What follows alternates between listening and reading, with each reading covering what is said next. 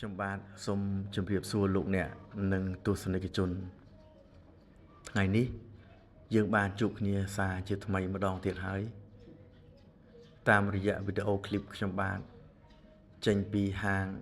ចាប់សរសៃដៃទេពដោយជនពិការភ្នែកនៅឃុំជ្រៃលាស់ស្រុកពញាលឺខេត្តកណ្ដាលថ្ងៃនេះខ្ញុំសូមជម្រាបជូនសាធារណជនឲ្យបានជ្រាបថា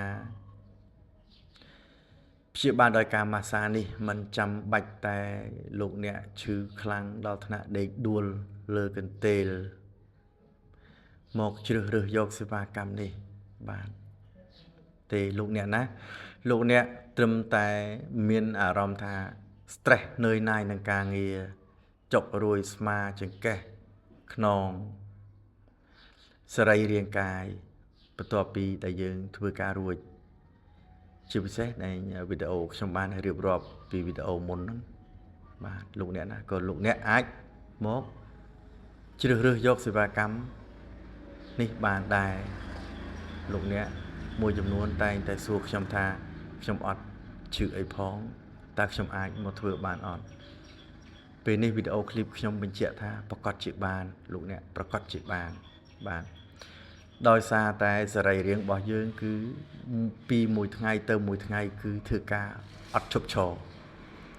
រាប់បញ្ចូលតាំងពីខួរក្បាលយើងឡើងទៅអញ្ចឹងយើងត្រូវការតែបំពន់បាទអញ្ចឹងពេលដែលលោកអ្នកជ្រើសរើសយកសេវាកម្មនេះលោកអ្នកយកលុយមកចាយលោកអ្នកទទួលបានត្រឡប់ទៅវិញដោយសុខភាពល្អប្រសើរ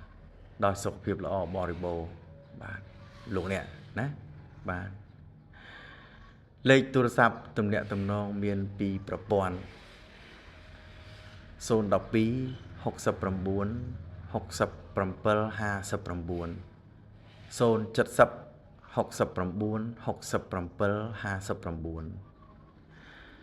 59ក្រុមការងារយើងខ្ញុំបើកបម្រើការ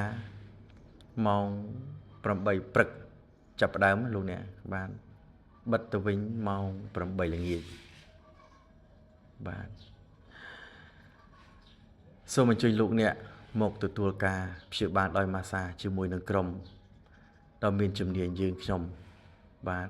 បន្ទប់បំពាក់ទៅដោយម៉ាស៊ីនត្រជាក់មានស្តង់ដារបរិយាកាសស្ងប់ស្ងាត់បាទលោកអ្នកចុងក្រោយសូមជូនពរលោកអ្នកជួបតែ